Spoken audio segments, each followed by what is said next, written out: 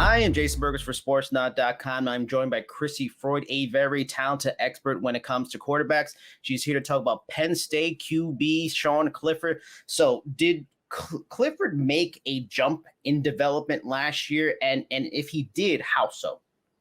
Yeah, and I really think that it comes down more to anything else. It's going to sound so simplistic, but it comes down to rhythm and just being comfortable in the offense. I mean, I thought that Clifford's always been a guy that has struck me as a confident quarterback, but I feel like with having a new offensive coordinator, that he really settled in with that scheme well, and that's somebody that he's comfortable with.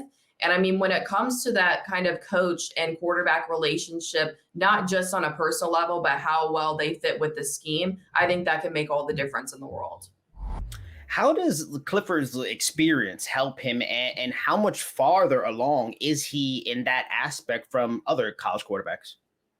Yeah, he's a guy who's been around for a long time. The last time that I talked to him, he was like, I think that I might be the oldest college quarterback currently playing the game. I haven't looked into the specific numbers to see where he stands, but I would assume that he's probably top three. So I think that that kind of gives him a little bit of an advantage. I mean, he's been through all this stuff before, and I mean, he's doing it again. And so I feel like he doesn't really have the same excuses to make, just as far as not being prepared. And I think with anything in life, it sounds really simple, but whenever you have repetition over and over again, you naturally get better at something. So I feel like he's probably going to be one of the most comfortable quarterbacks in college football from an experience standpoint. Going back to that conversation you had with him recently, what is he working on, and what is he doing both in and out of football after starting his own NIL agency?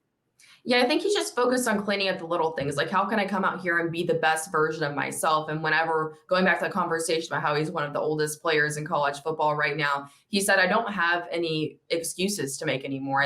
There's no, whenever you're that experienced, there's no way that you can really come in and say, hey, I don't know what I'm doing, or have an excuse of, hey, like maybe I just need a little bit more time to develop. That kind of goes away. He's been at Penn State for a long time. There have been some changes at Penn State since he's been there. So there have been some transitions to make for sure. But I feel like he's just really trying to grab this thing by the reins this year, and to kind of use that experience to show that he can reach his max potential. And I think that he came close last year, but unfortunately, like we saw in the Iowa game, the injury, I think that we weren't able to see his full potential. And he's a quarterback that's a little bit underrated coming into this season, even though he hasn't really shown enough to prove that he's in the elite level of quarterbacks. But I think he's kind of on the fringe. I mean, on my draft eligible quarterback rankings last year, I kept him around number 10. I think I had him as high as 8 at one point. So obviously deeper class this year, but I think that he's in a good situation just with where he is mentally, and just the scheme and everything to do something and kind of show people a little bit more than they expected to see.